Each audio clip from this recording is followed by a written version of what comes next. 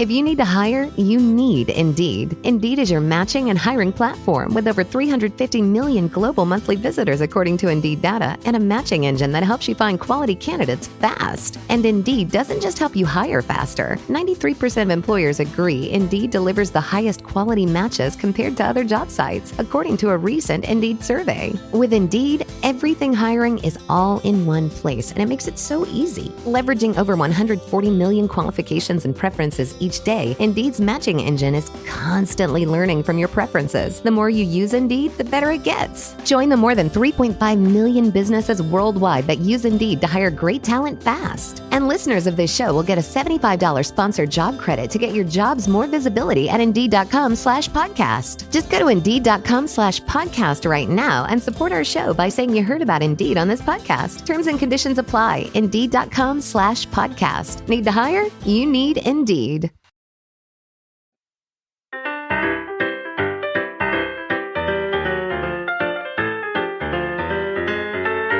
Let's talk about it. I'm going to talk about it. I'm going to talk about what just happened, y'all.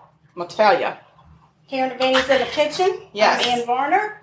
Yes. And we were getting ready to start our podcast when all hell broke loose. It really did. So I get a text from my daughter, and she sends me her location, which is odd. And then I just get a bunch of letters, which was really odd. Right. And then I go to call her, and it goes straight to voicemail. And so then I text her back, and it goes, at first it says undelivered, which I'm thinking, okay, now our phone is off. And then it goes through. And then I call her again, and it goes straight to voicemail. So I call my son and say, have you heard from your sister? And he says, no, why? And I say, just got a really weird message and all that stuff. And and then I stop talking to him, and then Ann, what's your name? Ann gets a text from my daughter saying, I'm on my way, which is weird. Let's just let our audience know, because they don't really know the backstory, is that Sarah was hanging out with a friend, but a friend that she hadn't seen in a long time. A male friend. Completely platonic, so but she hasn't seen him. The location that Karen Devaney got was from a location close to where Sarah lives. Right, but not where Sarah lives. Right. It was like 3 streets over. And so I tried to call Sarah, and it went straight to voicemail. And, you know, my sister and I do a podcast about murder. And sometimes it involves kidnapping. So, yes. So we were not hearing anything from Sarah. No, and then my son texted me and said, I have her on butt dial. I can hear her talking. So I said, keep her on the line. And I called my husband because he's actually closer. In the meantime, though, Karen and I throw our shoes on, grab our purses, leave the kitchen exactly like I was starting, jump in my car, and we're headed out, and it is a torrential downpour. Yeah. I know that I've got my umbrella in the car. And I have a really long phone cord that can be used for strangulation. And there's a bungee cords because I'm in the process of moving. So we felt like we were armed. We were ready. We were going. Yeah. We were going in. And I have clunky flip-flops on today, so that to the head could render somebody just dazed and confused for a minute. I've been told that one look from me could drop you right to your knees. Me too. So then we start getting messages from Sarah that she's fine. And of course, we have to be sure, so we have to hear her voice. And then I called, and she's not answering, so we keep driving. Right.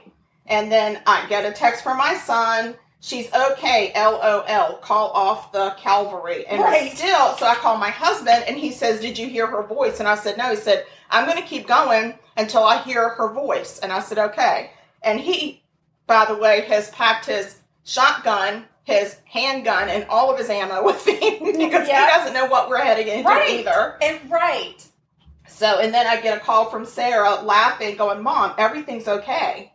And I was like, I'm now going to kill you. Right. Because we've called the Calvary and we thought that you had been kidnapped. And she was like, oh my gosh. And she was like, and by the way, if I had been kidnapped, like, where the hell are you? I would be dead by now. And I said, well, we're trying to get there. We're all driving. We're all en route. At least we had a location to start from. My God. Then we had to call my husband, and he had to talk to Sarah. so that he heard her voice and he said to her, "Who is my favorite football team?" And when she gave him the correct answer, he knew it was okay. Yeah. So now we're back and we're going to start our podcast. Oh my gosh. Lord have mercy, my children, my chillins. I know. They are crazy. No wonder I have 50,000 gray hairs up in my head. I know. They're just... And it all falls apart when you're busy, when something's going on. Yes. So never just when you're sitting around doing nothing, ready to go. No. So, but that's okay. That's okay. At least Sarah knows if she's in trouble. We're coming. Yeah, because we were even at the point of, okay, who do we know on that side of town? We were going to call contacts, people that we know on that side of town, to hop in their car just get to her faster. Just get to her, right. So, thank goodness it all stopped. And they would have been packing heat, too, by the way. Oh, yeah. So, it would have been... Y'all, I'm sorry, we're in the South. If you're a gunfight at the OK Corral. if somebody, one of our people's in trouble, we're not going to just show up with nothing. No, and by the way, I told her to tell her friend he really dodged a bullet because he almost died today. He has no idea. He almost died by blunt force trauma to the head with an umbrella, with a phone cord around his neck, bungee cords behind, tying up his hands and feet, and then my husband was going to show up with the whole armory. Right. So he almost died today. He did. So he needs to cool his jets too. Ooh, Lord have mercy. Yeah. All right. So very quickly, tell me what you're making so that I can get on with my story. Okay. So it was really hot and humid today. It has been terrible. Yes. And also my sister is in the process of moving. Lord have mercy. So I didn't. And God saved me. I had chosen to move in the month of June in Charleston, South Carolina. During the COVID. humidity is horrible. Yes. Horrible. Yeah, so it was very humid today and very hot, and I didn't want to turn on the oven, and so I am making some refrigerator pies, which I love for the summertime anyway. Me too. And these are the lemonade pies, and our daddy, God rest his soul, used to love these, and we used to make them for him for his birthday every year, which, by the way, his birthday is June 13th. Yep. So it's right around the corner from us. So it's very appropriate that we're doing this for him today. Daddy, this is for you. And so I'm going to tell you how I make it real quick because it's real simple. I'm making 2 of them because I knew that I couldn't just take a pie and not leave one for myself. That would be rude. I know. So it's so simple. You can get the ready-made graham cracker crust. I prefer the ready-made shortbread crust because I love a cookie. And I take an 8-ounce tub of Cool Whip. I use the original. I don't believe in fat-free or light, and I don't believe in store-brand Cool Whip. I take a lemonade. It's the frozen concentrate 12-ounce can of lemonade. I do the yellow. You can do the pink if you want, and you can do limeade. And I do a can of Eagle brand milk, the sweetened condensed milk, not the evaporated, but the sweetened condensed. So I mix those together until they're smooth.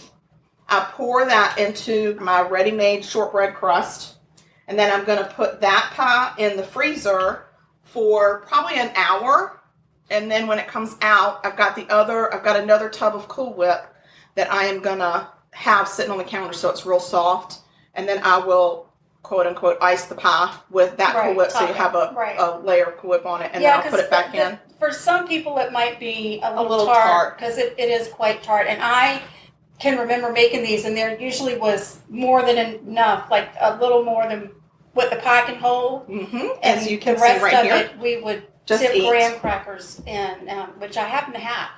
That's what we'll be doing just then, in because case. There's a lot of this in here, and the pie is full already. All right, well, you get to do that. Yes, and the good news is, Sugar, when it's my turn to talk about my murder, you won't have anything to do. Oh my God, I'll be so bored. Oh, well then I'll just make I'm just joking.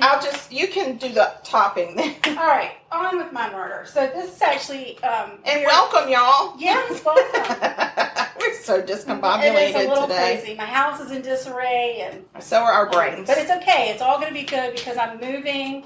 I'm actually moving into the same place where my sister lives. Whoop, whoop. And 2 floors up. That's right. Same building, 2 floors up. Yeah, they have no idea what's about to happen over there. Well, yeah. My husband and I know it's just the apartment complex. That's what I was talking about, yeah. All right, so very appropriate. This is the way I started off when I wrote up my murder. I start off by saying the teenage years can be brutal for both teens and their parents. A freaking and we're here to tell you it goes way past the teens, but the teens can be especially challenging. As we've witnessed today. My story takes place in Port St. Lucie, Florida. So a little history about Port St. Lucie. I was there I think our brother lived there. In the 90s, when my brother was there. My brother was there too. It's the craziest thing. That's so crazy. I wonder if they know each other. I don't think so. Okay. I don't think that they would run in the same circles. So, interesting thing about Port St. Lucie, which I did not know before, that I find to be quite interesting, is Port St. Lucie was originally built as a retirement community. So the intent by the planners was to build this place in Florida for retired people to come. And they have a lot of those, so they by the way. didn't really focus a lot on things for like young people to do. Sure. They, as a matter of fact, there was such a push by the developer to get it built. They threw up these street signs, and the words are misspelled on the signs. No way. Still to this day. Are you kidding? So, for instance, one street is Twilight, and it's spelled Twylit. So the city planners didn't really have They didn't ever win a spelling bee. Correct. And they probably figured, well, the old folks will never know. Right. Exactly. So, oh, Lordy. Not the best place for children. Especially who need to learn how to spell. Right. Yes. The problem is there weren't a whole lot of retired people that moved there. It ended up being families that moved there. Somebody didn't mark it well. Things went really bad. So because it wasn't really planned out for families and there wasn't a lot to do, the teenagers in that area turned to drugs and alcohol for entertainment. Damn, I hate that. So we have a sweet couple named Blake and Mary Jo. Aww. Their last name is Hadley. Hadley? Blake and Mary Jo Hadley. Okay. Mary Jo was a grade school teacher, and Blake worked at the local power plant, the nuclear power plant. Okay. They had 2 sons. They had Ryan, and they had Tyler. And also known as Ryan and Tyler, in case anybody needed a translation. I know. I can remember when I first moved out of our hometown to other places, people could not understand my accent, and I would say Ron. And I actually moved into a house where I cleaned the house in exchange for, I got a bedroom in the basement. And one of the kids' names was Ryan, and I think I called him Ron, and his mama flipped out on me. She was from somewhere up north. Oh my gosh. Ever since then, I call it Ryan. I know, but no. Instead of Ron and Tyler. I still get Tyler wrong. I can't help it. It's set. That's okay, because when I call you Ann, they think I'm saying Ian. Ian. I get the same thing. I'm like, I know how to pronounce my own name. You're just not listening right. That's what I say. Y'all aren't listening right. Right. Anyway, the Hadley family, they were just your typical family with 2 boys in athletics and doing their thing, enjoying their time with their teenagers. Ryan was older than Tyler, and around the time of my story, had gone off to college. Okay. So it was just Tyler at home, and Tyler was 17. So Tyler had been getting into a little bit of trouble here and there, and he and his parents had kind of been clashing, and they were going through one of those phases in life where your teenager thinks they're in control, and the parents think they're in control, so everybody's kind of, we call it jockeying for position about who's doing what. Who's who in the zoo. And the kids, the teenagers around town, the big thing was to go to a party. And the who's who was having these huge, all-out, go-crazy parties. Well, Tyler wasn't with an in crowd, really. He was very quiet. He maybe had some anger problems, and that kind of wasn't his scene. So Tyler's decided that he's going to have a party. Oh, okay. Yeah, and everybody could tell it was going to be a huge party because nobody pretty much had heard of whoever this kid was, Tyler Hadley, that was throwing the party. Yeah, so they're like, we can just go do whatever we want at his house. We don't know him. He don't know us. Yeah, it was like, all right, some kid from Port St. Lucie High School is having a party and his parents are out of town. That is such bad advertisement. Right. I mean, lesson learned. That's not the way you do it. So Tyler had been telling his friends all week that he was going to have this big party, but nobody believed him because he'd never had a party before. Okay. Right? And they all knew that he had kind of been in trouble with his parents. Right. He'd never thrown a party. It was impossible to believe that his parents, who had been increasingly strict with him lately, would give their consent. And when his friends asked whether the party was still on, Tyler would reply by text, "I'm working on it." So they assumed that meant it was off. That at 11:25 p.m. in the morning on Saturday, the 16th of July, 2011, okay, Tyler received a Facebook message from his friend Antonio Ramirez. And Antonio. Can we say Ramirez? I like Ramirez.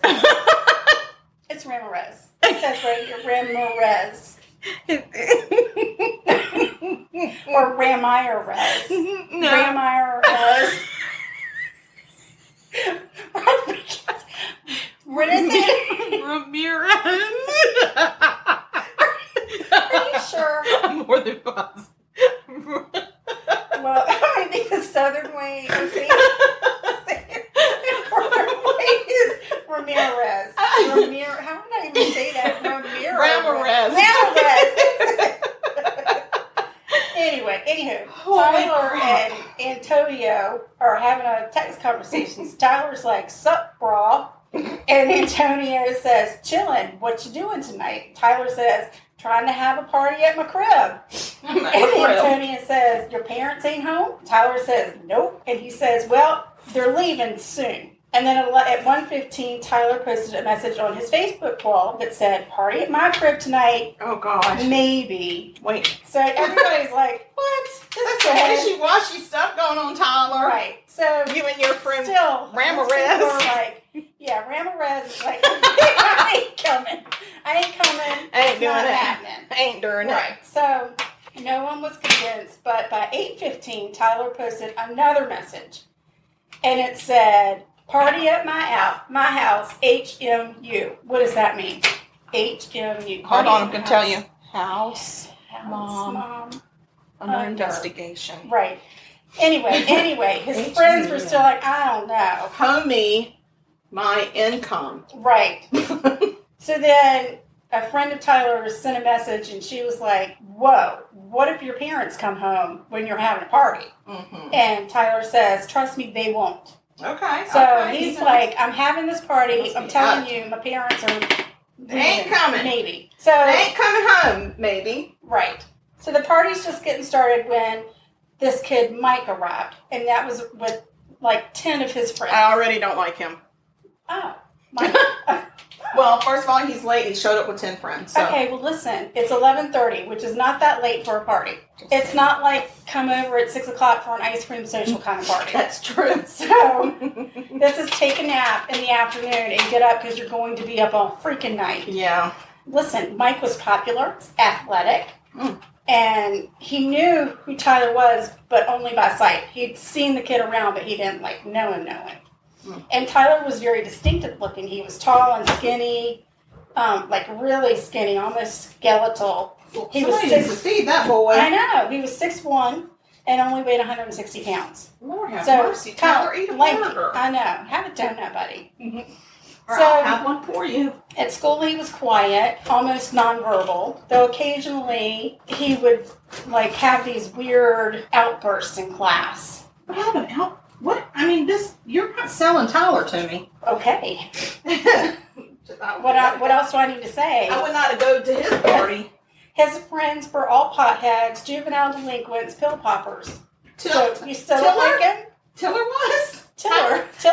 That's who Tiller, yes. Daggone, I I mean, I just didn't see that happen. They weren't really the type of kids that Mike liked to hang around. No, because he's with jocks. But it was a warm summer night in July, and there was nothing else going on in Port St. Lucie. So, by the way, Port St. Lucie is 40 miles north of West Palm Beach. It's got 6 golf courses, twice as many assisted living homes, 7 funeral homes, 2 bingo halls, and a shuffleboard club. Girl, I know who's living up in there.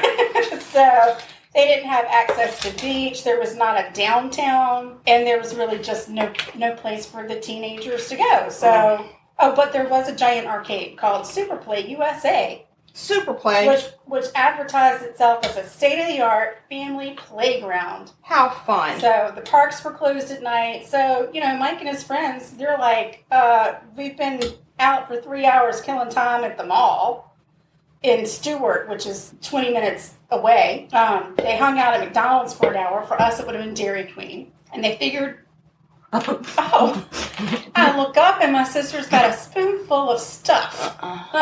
She is... Okay. So they figure they may as well just check out this party that this kid's doing. So they go to the door. Tyler answers the door, and he's got on a long black T-shirt, what they call black dickies. Do you know what a black dickie is? Dickies. They're shorts. They're shorts or pants. Right, but the Dickie brand was like a construction worker type. Mm-hmm. Like a workman's. Right. Like a carpenter would wear. And he did not have on shorts. They were pants. They were a pant. They were a pant. Pants, yes. And some black Nike Air Force high-top sneakers. So he's dressed in all black? All in black, yeah. He seems a little anxious. Here's the thing. He didn't need to dress in all black because that's very slimming, and I don't think he needed that. No, he should have bulked up. Maybe a heavy sweater. Yeah. And some brighter colors. So he seems a little anxious, or at least as anxious as you can be while on ecstasy. No. It was clear that Tyler was, quote, rolling. He was what? He was rolling. He was rolling. His eyes were large and white, his pupils expanded, and he kept rubbing his hands together, nervously clenching his fist. He opens the door and he says, I don't want no one smoking inside. It's my parents' house. All right. So he's like, you kids can come on in here. He didn't call them kids, but dudes, come on in, but don't bring your smoking in here. Okay. And so next thing you know, there's 60 kids in the house. Oh my. It's like a party. And this was not like a ginormous house. This was, oh my gosh. Tyler, you've lost control. Most of the people didn't even know who Tyler was. Ground control to Major Tom. Couches, right. They were playing beer pong on the dining room table. They were looking all over the kitchen for food. They had gathered in packs out front. They were tossing empty cans onto the lawn.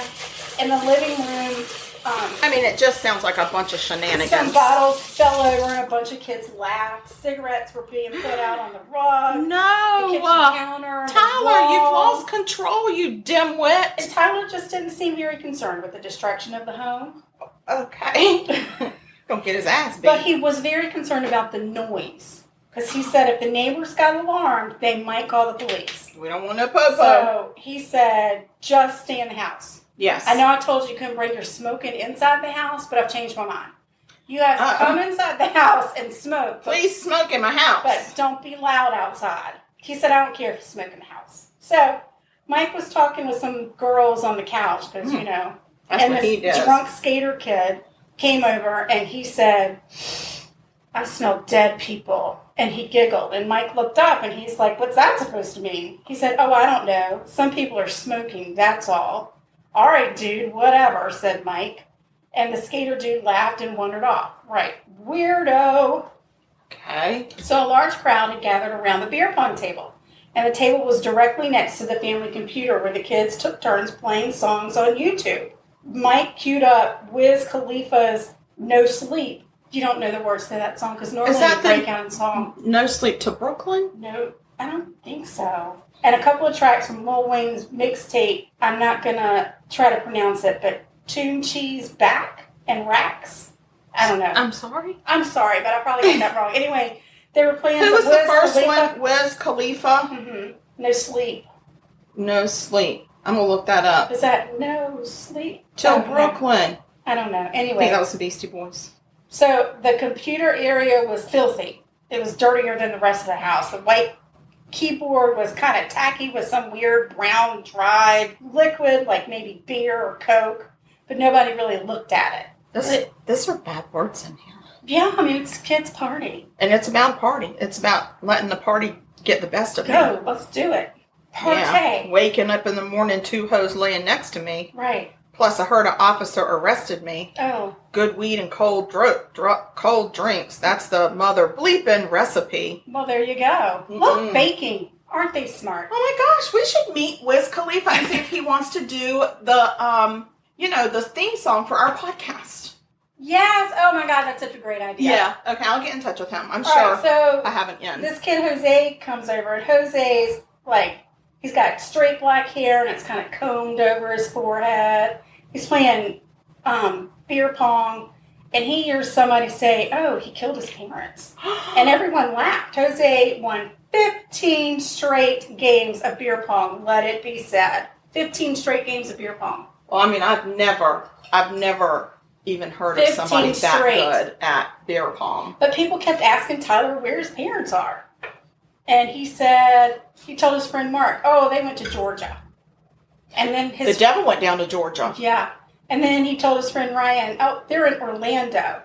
Georgia. And then he told his friend Richard, they don't live here. This is my house. I feel like something ominous has happened to the parents. So Mark, he's 21, had met Tyler 11 years ago when Mark's family first moved to Port St. Lucie, and Tyler and Mark's younger brothers were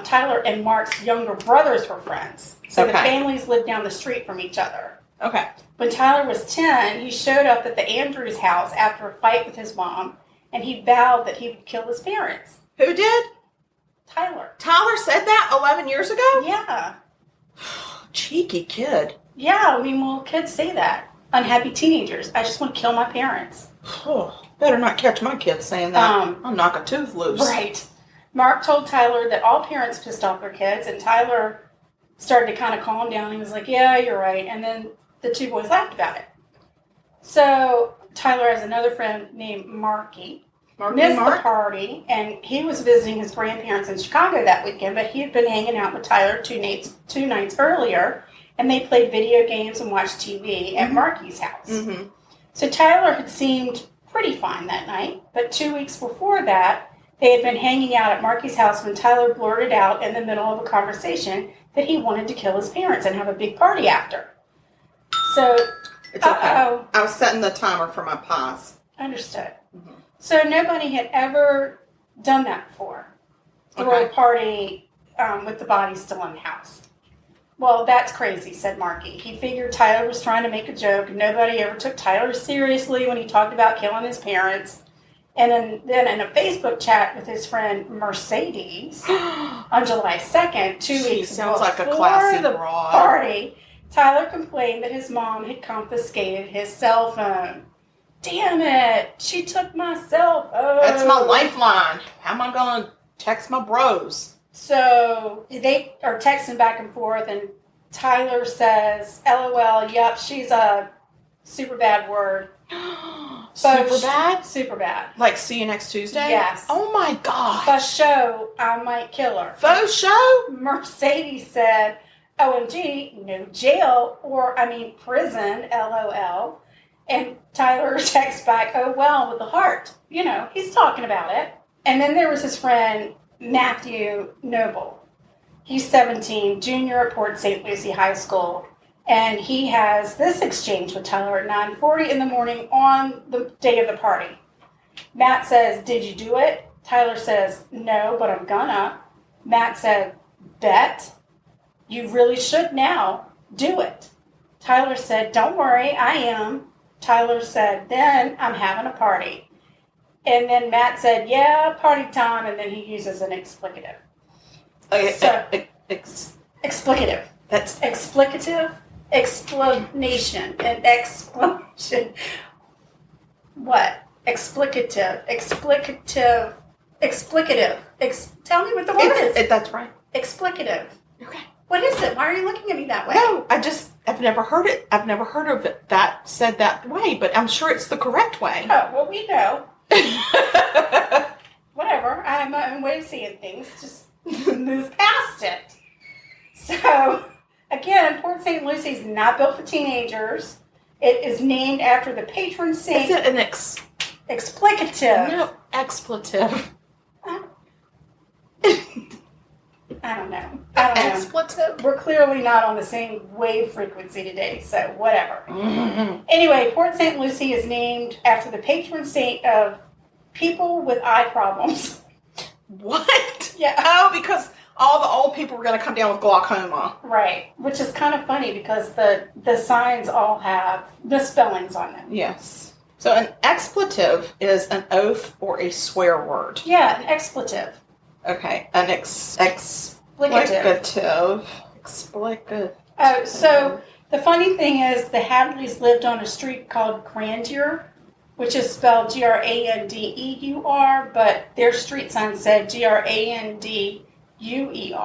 Keep going. You knew what I was saying. There was a bad word at the end of that. Okay. But I cannot say it aloud. Anyway, now I've lost my damn You can say voice. it. You just can't say the F word. Mama said we couldn't say the F word. She never said we couldn't say anything else. No, it was a word that I would not say. Really? Yes. Wow. Yes, that teenagers like to say back and forth. And I... Is it the BS word? Is it the GD word? Oh my God, no, leave it. Just... By midnight at the Hadley residence, there's 100 people. Oh my gosh. And 2 dogs. A black Labrador named Sophie. Aww. And an old, partially deaf and blind beagle. Where did they come from? Sophie was nowhere to be found.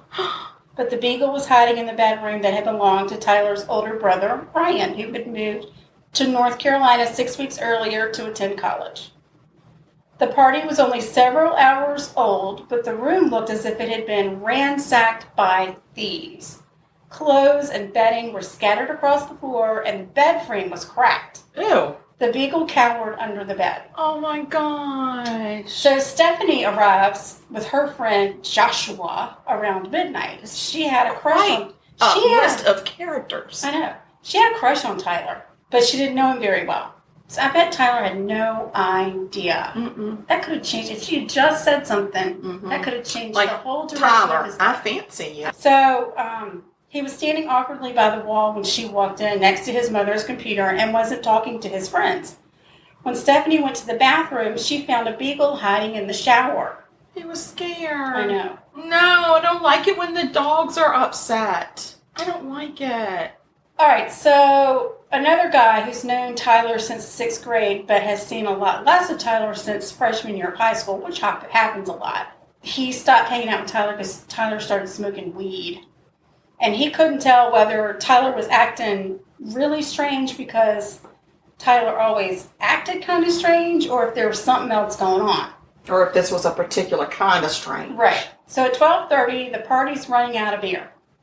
So Tyler goes to his friend Mark and asks them to drive him to Sunoco gas station, which is a block away. And Tyler gave him a wad of $20 bills to Mark. And Mark is the one that's 21. We talked about him earlier. Sure. And asked him to buy 4 cases of Busch Light. So while they waited in Mark's car, Tyler mentioned to Ashley that his father had died. Ashley, who didn't really know Tyler very well, assumed he meant his father had passed away a long time ago. But when they get back to the house, the kids are at the party are playing water pong because there's not enough beer. I mean, what the hell? If you're throwing a party, you got to make sure there's enough stuff. So one boy was walking around with a baggie full of round white pills, selling them for $1 a piece. Another was selling some marijuana. This other kid shows up around 12:45 because somebody had texted him that Hadley's party was the biggest thing ever. He's famous now. Yeah. He's famous. And he says to Tyler, "Thanks for throwing the party, man. How you been?" Tyler said, "All right," in a very flat voice. So this kid Snook knew Tyler from school, and he knew that he was kind of sullen, introverted. But tonight, despite the party's increasing chaos, Tyler seemed perfectly calm.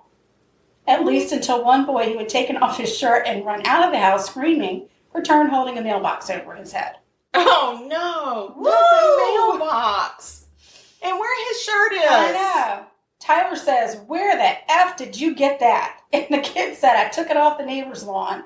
The boy wheeled around the living room with the mailbox, knocking beer bottles to the floor. Tyler started yelling. "Stealing a mailbox is a felony," he said. "The police are going to come." Someone removed the mailbox from the house and returned it to the street. Oh, so now we're good. Very felony responsible. Over. Yes. Felony averted. So this kid Snook notices that the door to the master bedroom was closed. Assuming that there were people inside getting high. Or getting jiggy. He tried to enter, but it was locked. Oh. But he did notice a black smear about a foot long beneath the door, and it looked like an oil-based paint that someone had tried to unsuccessfully wipe away. So this kid Justin Wright, a collegiate soccer player, who asked that his real name be withheld when they interviewed him, which is kind of funny because he's a collegiate soccer player. He doesn't want to get a bad rep. But he was at the party. We know you, Justin. He gets there at 1:15, and the first thing he notices is the smell. It smelled like sweaty clothes that had been sitting around too long, and the place was a mess. The white ceramic floor tiles were grimy. Ew. Now we know why he doesn't want to be known, because he's being really mean. Several picture frames. He's being very judgy about the cleanliness or lack thereof. There were picture frames missing from the wall. Other ones were kind of askew. Is that the right word? Askew is correct. Okay, great. Dishes were smeared with the remnants of mac and cheese. They were just all piled up in the kitchen. And Justin asked Tyler if there were any house rules. Tyler said, "Dude, just do whatever you want." Oh my gosh. Yeah. So Justin starts playing some beer pong. And during his game of beer pong, the ball bounced to the floor and rolled beneath the table, where it came to rest in a sticky, thick brown substance, similar to that's on the keyboard at the computer. Justin is like, "Oh my God, that's kind of gross, but whatever." He got the ball. The game must go on. He took it to the kitchen sink, rinsed it off, and then continued to play the game. Because that's what teenagers do, right? Yeah. So Mark Andrews, his buddy, the 21-year-old, getting ready to leave the party. Okay. Tyler said, "Can I speak to you privately?" No. I'm sorry, but you can't. No. I don't want it. So Tyler went outside and told all the kids that were standing to get back in the house so that the neighbors wouldn't call the cops. "Dude, get in the house. The neighbors are going to call the cops." Yeah, because they haven't already. Right. So once everybody was inside, Tyler looked at Mark and he said, "Dude, I did some things. I might go to prison. I might go away for life. I don't know, dude. I'm freaking out right now." Mark said, "What are you talking about?" "Dude, I know you're not going to believe me. No one's going to believe me. I freaking killed somebody." "Dude, you killing somebody is your own business," said Mark. "Don't be telling me that sort of thing. I don't need to know. Don't be putting your business on the street." And Mark is like, no. I didn't hear earmuffs. So Tyler goes back inside because Mark's like, no, I'm not. I don't want to hear it. Like, whatever. And he leaves. Mark leaves. I would too. I'd be like, I'm out. This guy's trying to tell me something I don't want to know. I can't unhear it. I got to go. Oh my God. So Tyler goes back inside the house. He runs into a friend of his named Ricardo. Was it Ricardo Montalban? No, I'm not going to try to pronounce the last name because I'm giving up on that. But Tyler had just met him that night. Okay. It's not like they were long lost. Mm. And Ricardo's like, "Thanks for having us over, man. And thanks for the beer. What a nice guy. Ricardo. He's got good manners." Yeah, he's nice. He's a nice kid. Yeah. His parents really should be proud. And Tyler said, "Yeah, I just wanted to do something fun before I left." "Where are you going?" "I'm going to kill myself." "Why would you do that?" "Because I did something really bad." "What'd you do?" "It can't be that bad." "Don't worry. If I get caught, I'll be in jail a long time." "Well, are you going to kill yourself or not kill? I mean, what are you doing?" You got to pick a lane, dude. Pick a lane. Tyler walks back to his bedroom and he finds this Kimberly girl. Kimberly? Kimberly, yeah. Oh, Kimberly. She's known to her friends as K Nasty. Well, I don't like her at all. All Because right. ain't nobody need to be calling somebody that. Well, she and Tyler were close friends, so whatever. Well, it sounds like she's got grimy feet and does not shower. She lived 2 houses down. Okay. So, also on Grandier. Grandier. He says to Kay Nasty, I'm going away for 60 years. His voice seemed to come from a faraway place, and she said, why? He said, you'll find out tomorrow. So now it's 1 o'clock in the morning. Tyler has asked his very good friend, Michael Mandel, to walk outside so they could talk in private. He really wants to connect with somebody, just like anybody.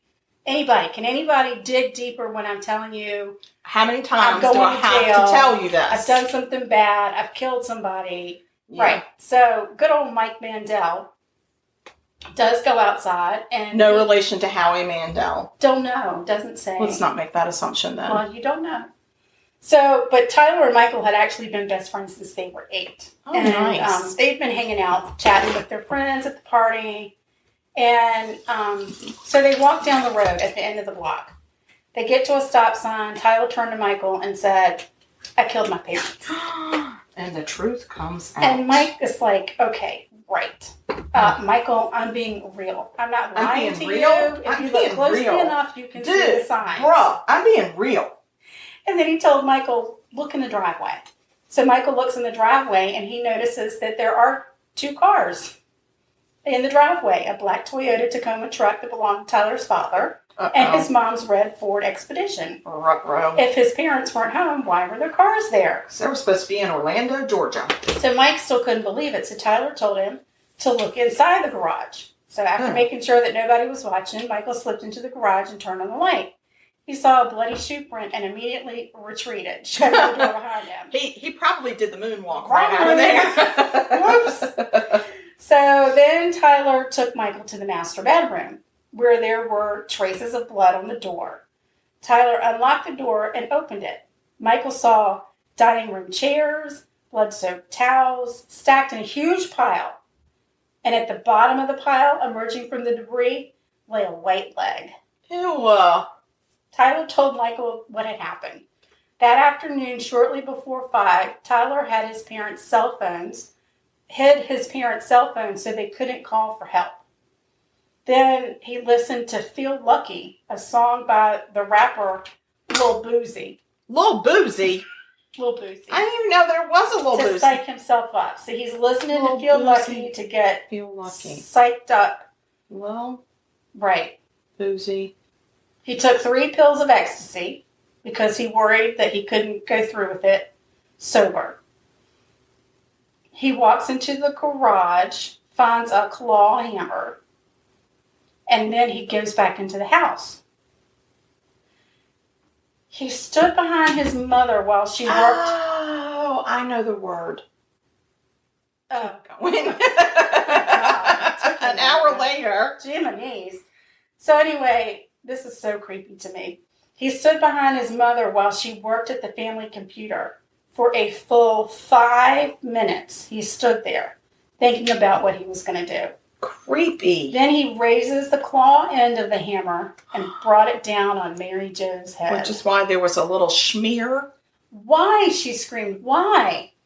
Hearing his wife scream, Blake Hadley ran out of the master bedroom. He was a big man, 6'1", 300 pounds. But nothing could have prepared him for what he saw. Father and son locked eyes for several moments. Why? Asked Blake Hadley. Why the F not? Shouted Tyler. He kept repeating this question while he beat his father to death with the claw end of the hammer. What the actual F word? I know. When it was over, Tyler said that he wrapped towels around his parents' heads and dragged them into the master bedroom. The bodies lay side by side, face down, the hammer on the ground between them. It took 3 hours to clean up all the blood and gore. And he didn't even do a good job. Right, because there's some on the computer and on the brain floor. matter on the floor underneath the pong table. Can you imagine after all that's said and done? Ooh. So, and that's the black oil stain. The black, right. That's the drag. And then Tyler was like, it took me a lot longer than I thought. He threw every piece of incriminating evidence he could find into that bedroom.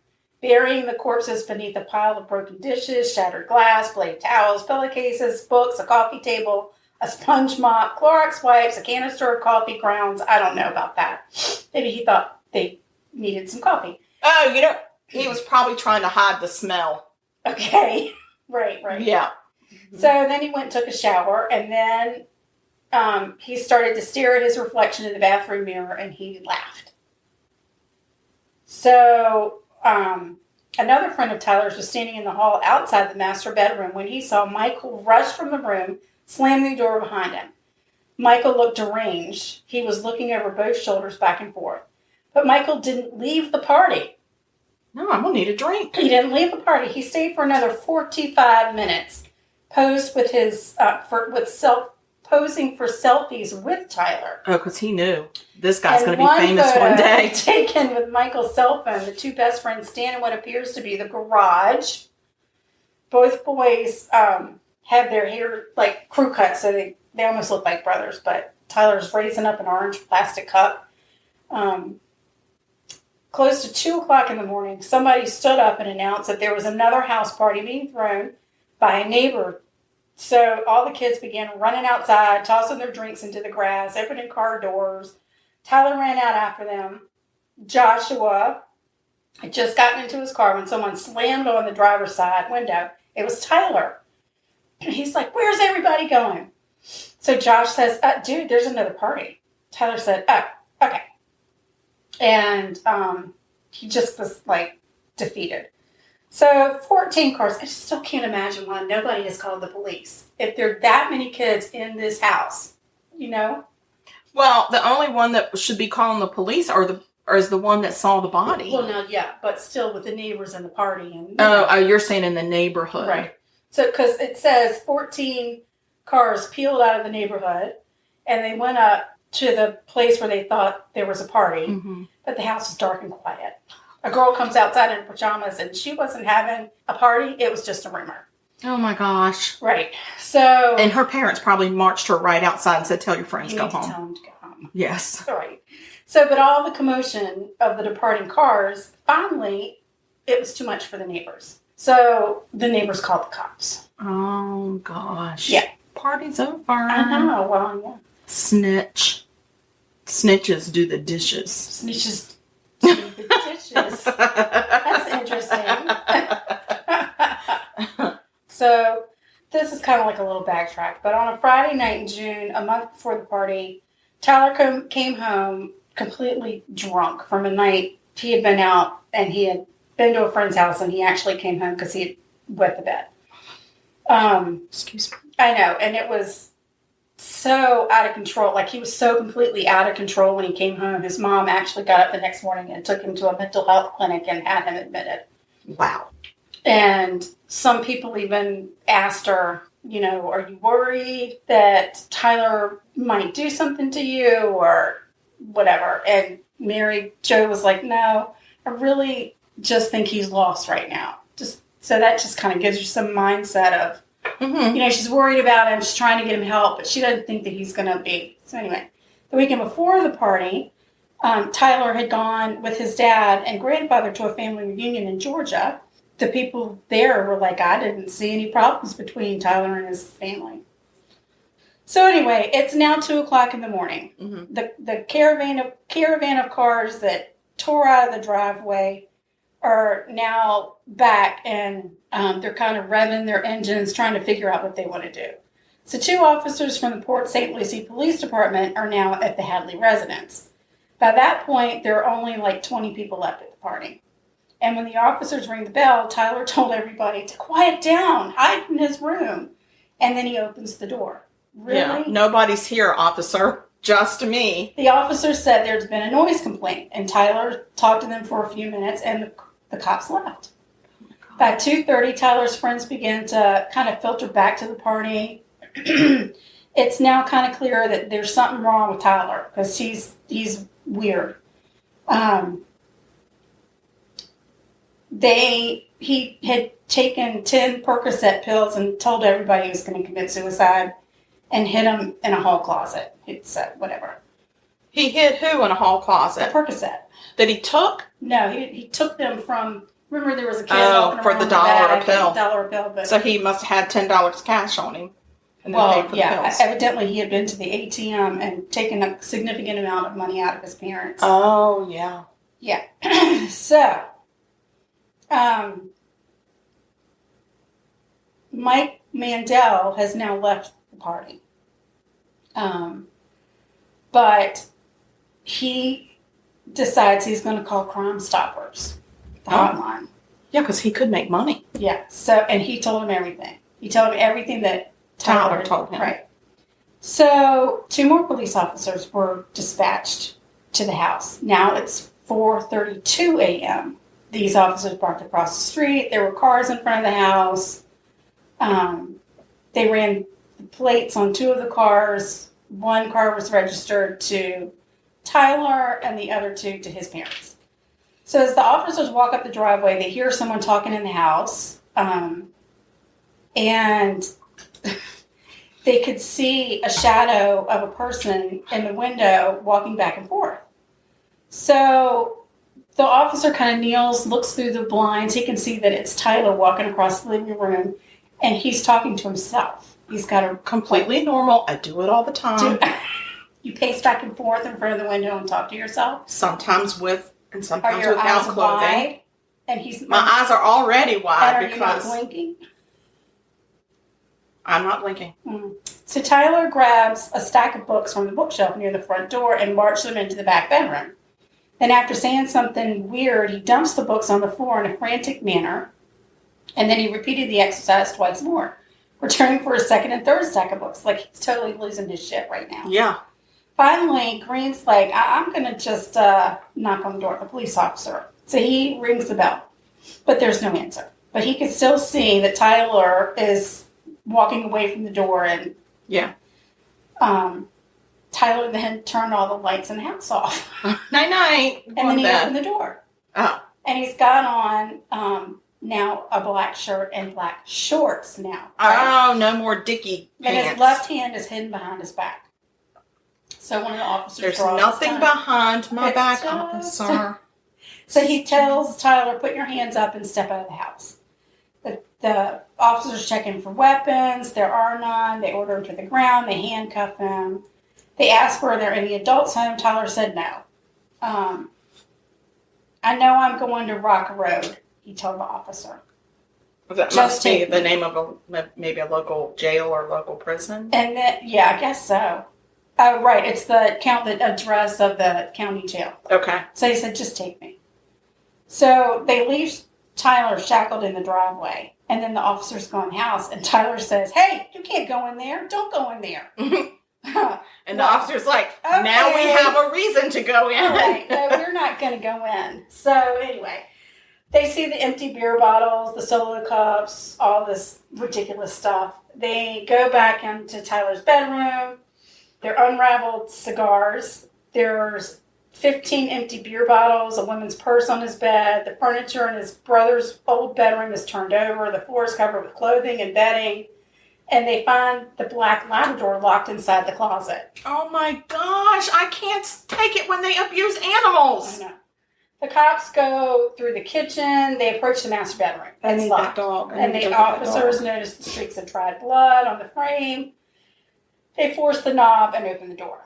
And there they find Mary Jo and Blake underneath all of that, bludgeoned to death at the hand of their son. So they take him into custody, and the trial is kind of interesting because they start interviewing all the kids at the party. Mm-hmm. You know, think about all the kids I talked about. Mm-hmm. There's a long list of kids. Yeah, you said at one point there was 100 of them. Yeah.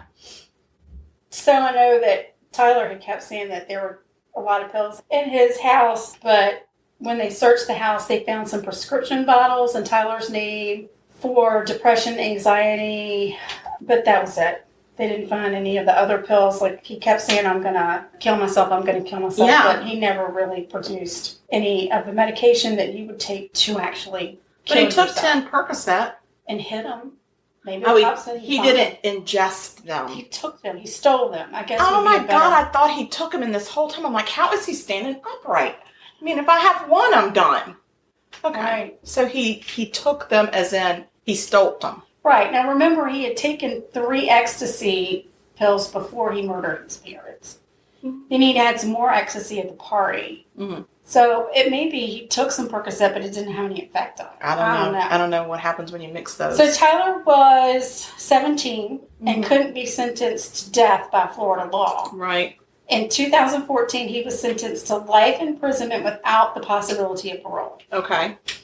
But in April of 2016, his sentencing was overturned by an appeal judge who stated to the lower court that they did not consider the correct alternative to a life sentence. What is the alternative? In December 2018, Hadley was resentenced to life in prison, but this time with the possibility of parole. Okay. He is currently imprisoned in the Okeechobee Correctional Institution. Was that on Rock Road? No. So you got the address wrong. In April of 2015, the Hadley house was demolished. So it's I would imagine you can't sell that. I mean, who's going to clean up that? That's teenagers out of control. Oh my gosh. Teenagers out of control. That was awful. Yeah. Those poor parents. I know. You do all the shit for your kid, and that's what they do for you? I know. All right, so can we go on pause real fast? Oh, yeah, we can pause it. Let's pause it. We're going to pause it. We'll be back. Okay, hold. And we're back. Hey, we're back. And we're back. So, the pies are on our break. I went ahead and took out the pies and put the topping on it. So I just put another tub of Cool Whip. It was soft Cool Whip, so it was easy. Because I like to make it kind of purty. And I did that, and then I put them back in the freezer. But I will tell you, Sugar, that I made enough that I could have made 2 pies out of one.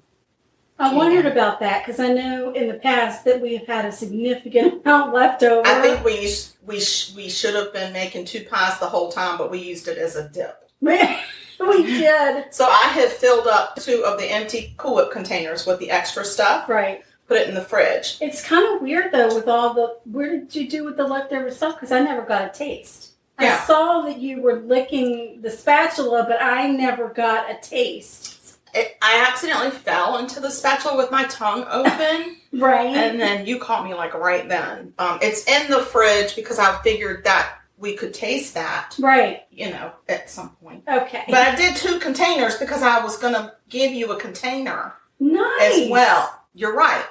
I know. It's so out of character. Excuse me for being a little surprised. You better watch yourself because I don't have to leave it here. Well, I'd like to see you get it out the door. Well,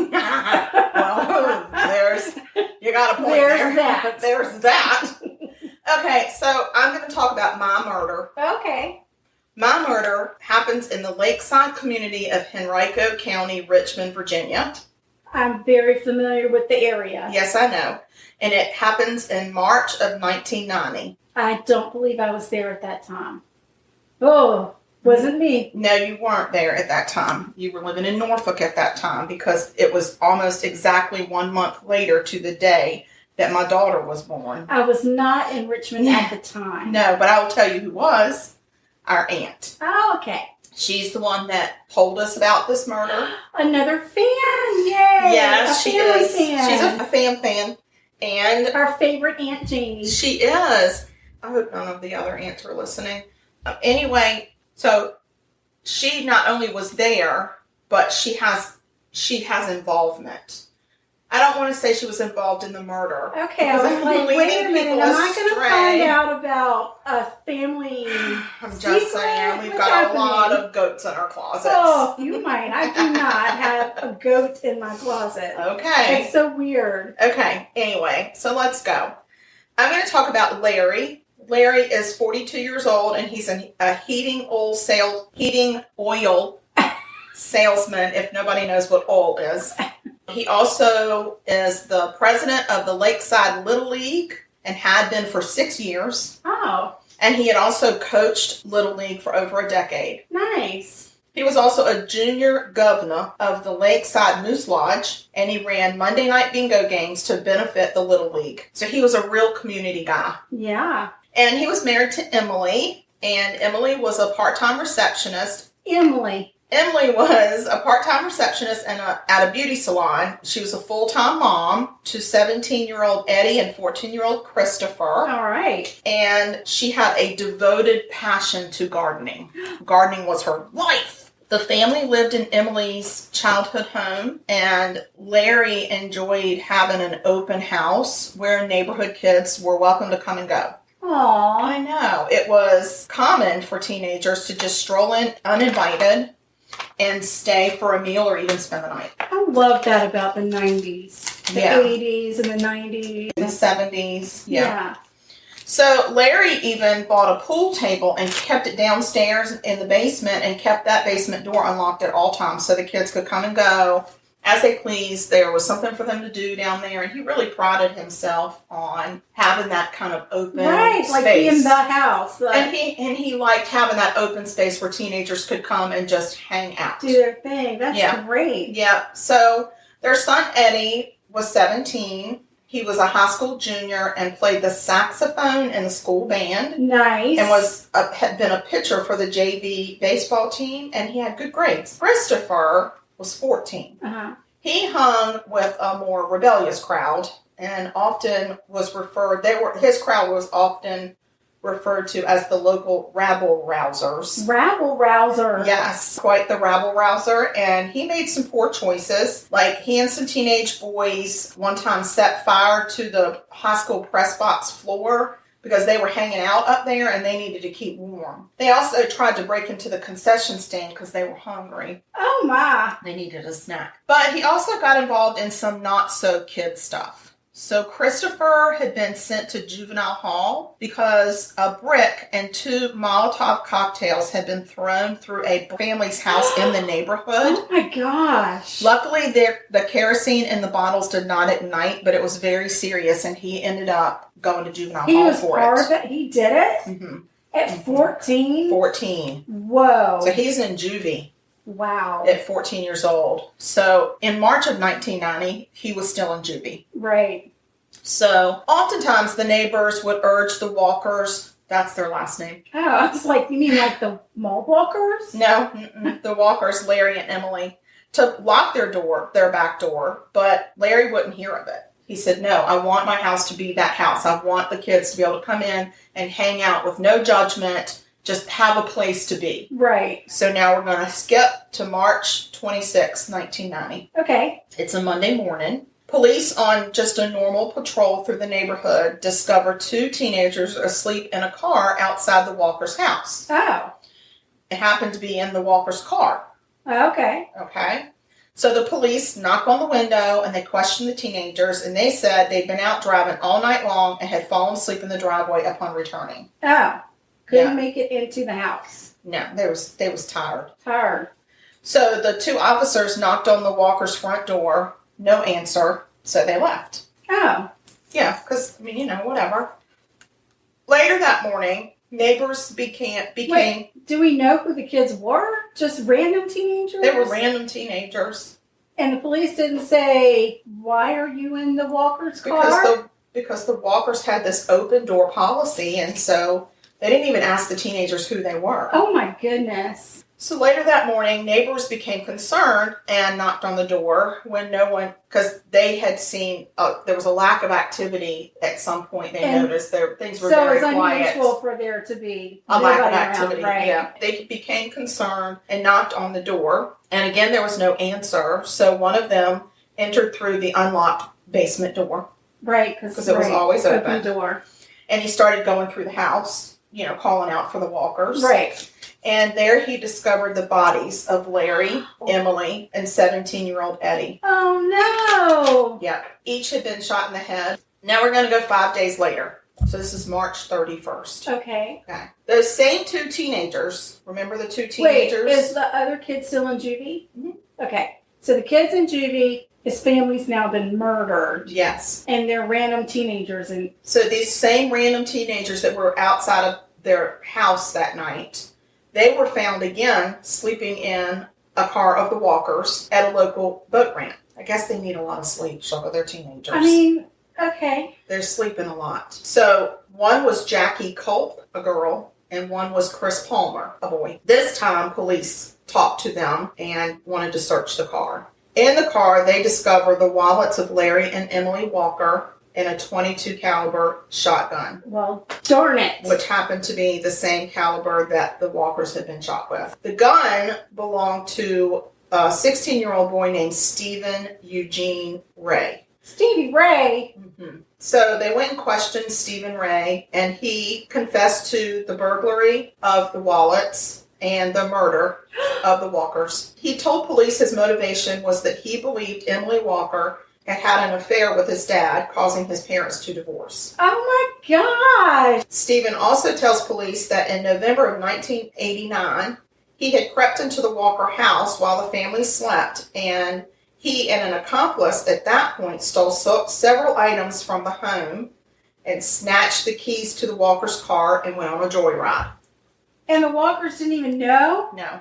Holy cow. So even back then, Stephen told his buddy that night, I should have killed the Walker family. I should have killed them so that there would be no witnesses. What the heck is happening? I know. Teenagers, oof, they're wow, scary. How crazy that we both did a teenager I know. murder.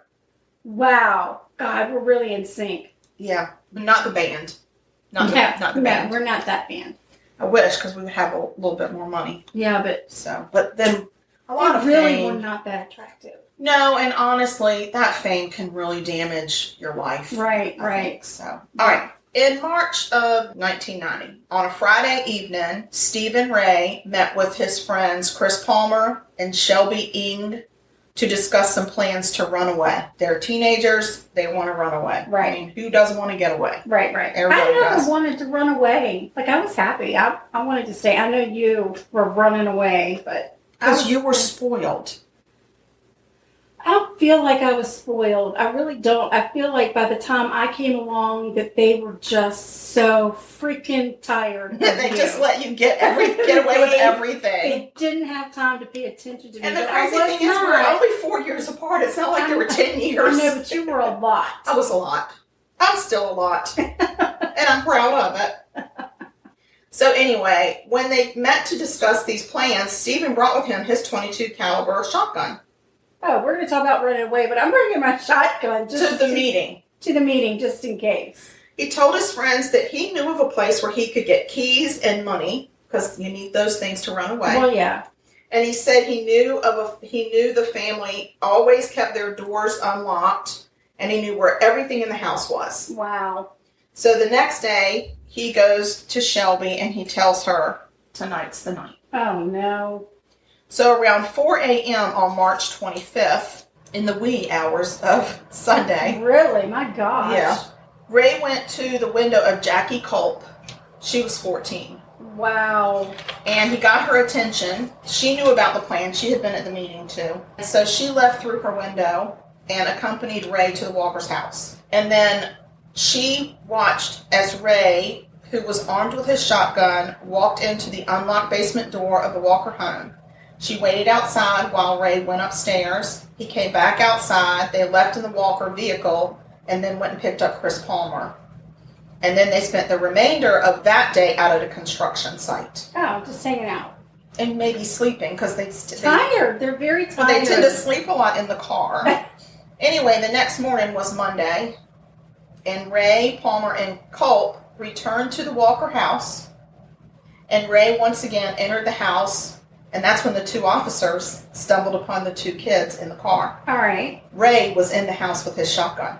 Okay. But they didn't get an answer on the door, so they left. I understand that. This is the second day. This is So the first day Monday. he stole the wallets but didn't kill them? I think he did kill them then, but they would have been discovered, and he really would have been caught red-handed. So what the heck was he doing back in the house? He went to get more stuff. Oh my gosh. Yep. What an interesting child. Yep. So that's when the officers stumbled upon the two kids in the driveway in the Walker's car, and they knocked on the front door and left after no response. Right. So Stephen Ray was actually inside the house at the time, and the family was dead by then. Okay. So he had gone back in, maybe to just to admire his work. I don't know. Right. So Monday morning, when neighbors became alarmed, they go to the Walker house. They go through the door. They find the bodies. Okay? Okay. And then we have March 31st is 6 days after the bodies are discovered. They find the 2 kids in the Right. car with the shotgun. Right. Right? And the wallets. And the wallets. Yes. So, and then they go pick up Stephen. And that's when he tells them When their he story. confesses. Right. So he also, at the confession, said that he shot Emily Walker because of her supposed affair with his father. Suppose it. It's what his mother had told him, but it was never proven. Oh my gosh. And then he said that he shot Eddie because they never really got along in school. Oh my gosh. And then he had to shoot the father because he couldn't just leave one. Oh my gosh. Yeah, this is how flippant he is about these people's lives. So he entered a plea of guilty to 3 first-degree murder charges. And then he said, I'm not guilty for the robberies. It's robbery and burglary and car theft is what they got him on. And I think it's about the robbery and burglary is about the time of day you go in and how you get in there. Okay. And then, but he said, yeah, I killed him, but I didn't do any of the other things. Oh. Well, then how did you get in the house to kill him, you Nimrod? Right. You had to go in there. You had to break in. And how old is he again? 16. Jiminy Cricket. 16. So, and he said, yes, we were in their car, but it wasn't car theft. I took the keys. Just borrowed I didn't it. carjack them. Yeah, I killed them and then I borrowed their car. Well, they weren't going to need it. They didn't need it. So at the trial, the jury convicts Ray of 3 capital murder charges. So let me ask you this question. I'm assuming he's tried him as an adult? Yes, he is. Okay. Yes, he is. So at the trial, the jury, so listen carefully. I'm going to try and get it because sometimes these things confuse me. So he enters the guilty plea, because it was part of his plea deal, Right. of 3 first-degree murder charges. Okay. And then says, but I'm not guilty for anything else. That's it. They try him for the whole thing. Right. Okay? So because they're trying him for this stuff, the burglary and the robbery and the car theft, the murder comes up, of course. Right. Okay. So at the trial, the jury convicts him of 3 capital murder charges, as well as all the other charges. So they threw the book at him. Okay? And they convict him of at 16 capital murder? Yes. Wow. So the judge, he says, I'm going to uphold the first degree murder that you pled guilty to. Right. And I'm also going to uphold the 3 capital murder cases. Wow. So he was charged with 6 murders. And this is in Virginia? Yes. Okay. Okay. So he gets 6 murder convictions on 3 homicides. Oh, wow. Yeah. So he actually appeals the 6 charges, murder charges, because based on double jeopardy. Right. And I actually read the appeals court document, which I thought was fascinating because, I love that crap. Yeah. So the appeals court says it wasn't double jeopardy because there was only 1 trial. Right. Double jeopardy is you get tried twice. Right. 1 trial.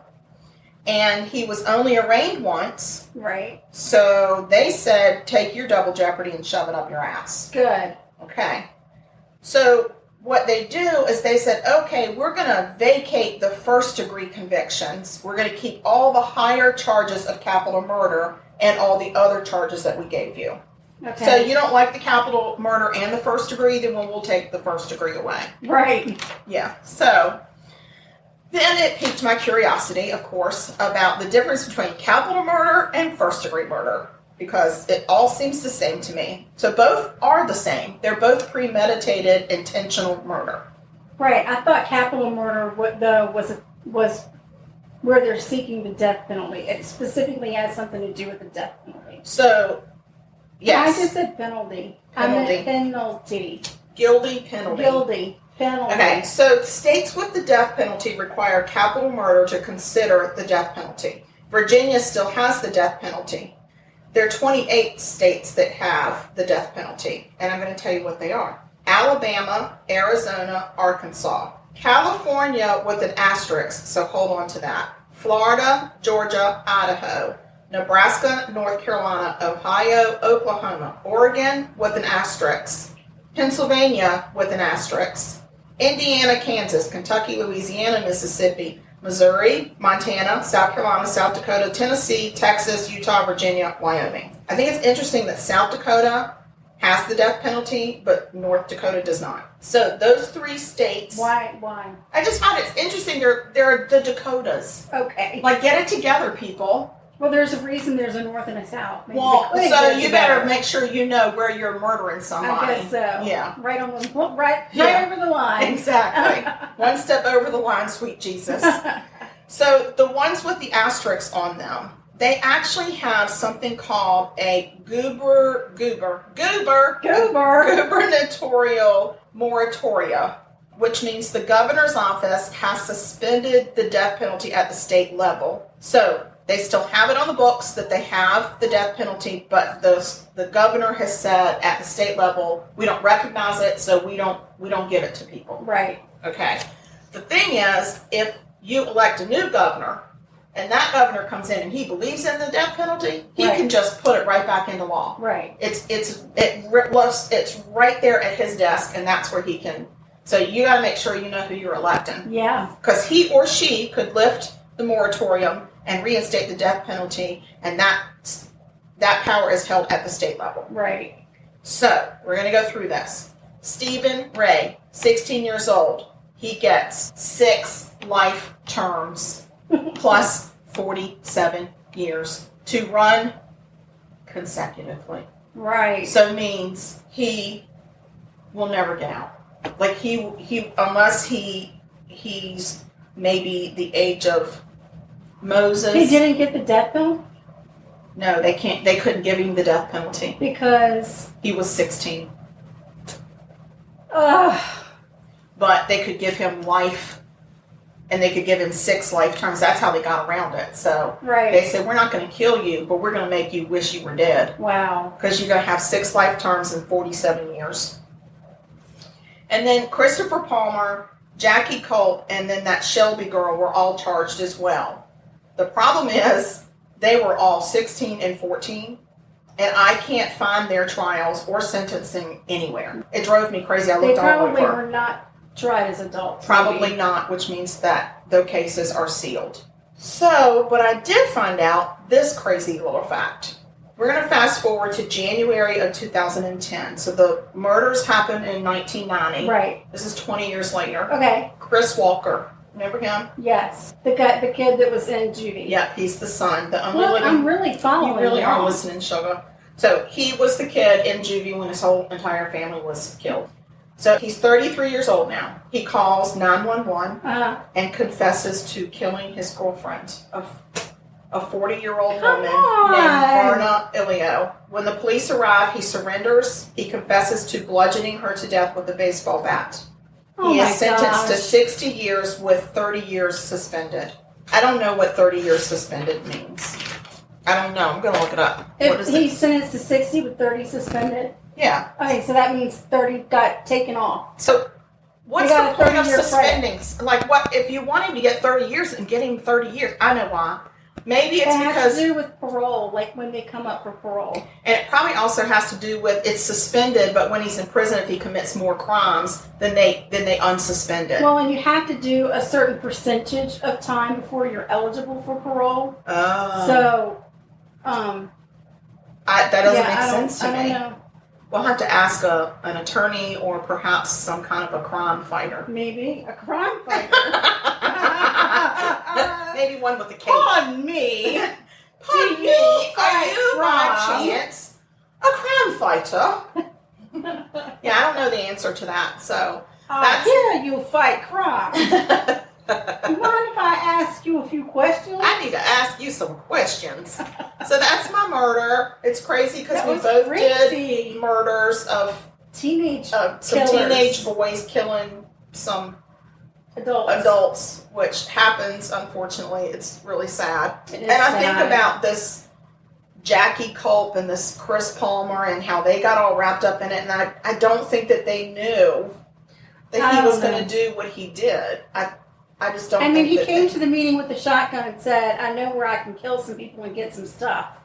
Right. So what they think was going to happen? Well, he had this shotgun since he was a kid. And when I was reading it, so my husband and I started this debate on because he said there's no such thing as a 22 caliber shotgun. If it's 22 caliber, it's a rifle. Okay. I'm like, okay. So, this is a game of inches. I don't know. Yeah. But, and I said, well, in the court documents, it said a 22 caliber shotgun. He said, well, the only reason that it would be considered that you would have 22 caliber ammo in a shotgun is if you're out hunting squirrels and rabbits and small vermin and that kind of stuff. And I said, well, that's probably what he had. He probably was given this gun as a kid and hunted with it. Right. And then he used it. It was close range shot to the head. Right. So he killed them when they were sleeping. Right. So, I would imagine that it was a 22 caliber because it was his hunting gun. So he probably took that everywhere he freaking went. Because that's the weird kid that he was. Those kids probably, I'm just saying it probably was not uncharacteristic for him to do something like that. Right. Yeah, but listen, those kids know right from wrong. I know if they somebody in your group is like, yeah, I know where I can kill people, I'll be the first. He never said he was going to kill him. He said, I know where I can get keys and money. There's a family that leaves their door locked all the time, or unlocked all the time, and I've gone and taken stuff from them. So you think that those kids didn't know he was going to kill people? I think that they knew he was going to rob them, but I don't think that they understood that he was going to shoot them. Well, that could be. But then again, they didn't report it when he came back, and I'm sure he said, I killed him. And then they went back in another time, a second time. Right. Well, he may not have said I killed him. Maybe not. I don't know. He may have said I don't know what the communication lines are with teenagers, and this was in 1990, so I really don't know what it was. Because I just, I had a baby in my belly, but I didn't have any teenagers yet at that point. Right. I would learn later on in life that it's hell raising a teenager. Thank goodness we didn't raise killers. I'm thinking we didn't. Whew. God, I think I need some pie. And I agree. Did your timer go off? Silently, because I didn't want to disturb the podcast. Gotcha. I thought you were going to say, I forgot to set my timer. So, okay, well, can you just grab it out of the freezer? Here, let me get up and do that. Well, I'm in a really tall chair, and if I get up, I might sprain my ankle. Okay, well, let me just. Plus, I've had a traumatic event in my life today. I thought my daughter was being kidnapped. I thought my niece was being kidnapped. It was also traumatic for me. I understand, but I'm the mom, so it would be the most traumatic for me. Oh, my goodness. This looks great. Are we going to put some Cool Whip on it? The Cool Whip is already on it. So you just have to cut the pot and then we'll taste it. So we're not going to spray more Cool Whip on top? How much Cool Whip do you want? I like a lot. I didn't get a gallon bucket of it. I didn't know I was supposed to. I didn't know I was supposed to. Oh my goodness. So we just need to take a little taste of this. Oh, sugar, that looks really good. I'll wait for you to serve yourself. I am. Worked really hard on that. I know. It smells real good too. All right, here we go. You ready? Mm-hmm. Let's see if you did it right. Ready? 1, 2, 3. Mmm. Mm-hmm. That's good. Mm-hmm. Mm. That's so refreshing on a hot day. I'm telling you.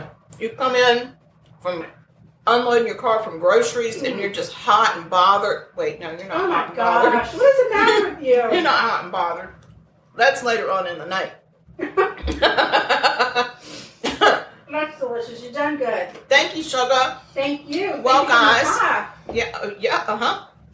So, everybody, please come follow us on Instagram. If you're not following us on Instagram, I'm begging you because I have a goal in mind of how many followers we should be at, and we're not there yet. And so please come follow us at Sugar Coated Murder on the Instagram. We have a Facebook page that you can find us at Sugar Coated Murder Podcast. Podcast fan page. No, we have a the Facebook page right. That's just Sugar Coated Murder Podcast. Yeah. And then we have Sugar Coated Murder Podcast fan page that you can join. Right. And please email us, ask us for recipes, act like you care, or give us a recipe or a murder because I love it. My Aunt Janie gave us this murder, and I'm so happy. Tell us if you've murdered somebody. This is not the right form for that. No, but if you murdered somebody, just tell us to do the murder, cover the murder. No, we don't want any parts of it. I don't want to know if you've murdered anybody. No, they can keep that part a secret. No. You're going down the wrong way.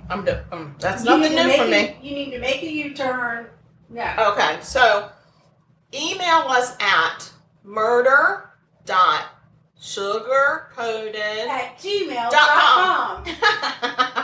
Anyway, we love you guys. We do. Thank you so much for all the support and the love. We're just so happy that we're still doing this and that at least 2 people are listening. That's so right. Keep it up and tell your friends and bring all your people, and we're going to figure out how to do a listen party one day. A listen party. We'll do a raffle or something. Maybe and once I move, we'll record, we definitely do are a video. We're going to play with some videoing, so we don't know if it's ever going to make the air, but we're going to try. We'll see what happens. Yep. So anyway, in the meantime, y'all be sweet. Y'all be sweet. Have a great week. Stay well, stay healthy, and stay happy. And wash your hands. Oh my Just gosh, wash just your wash your hands. We love y'all. Bye.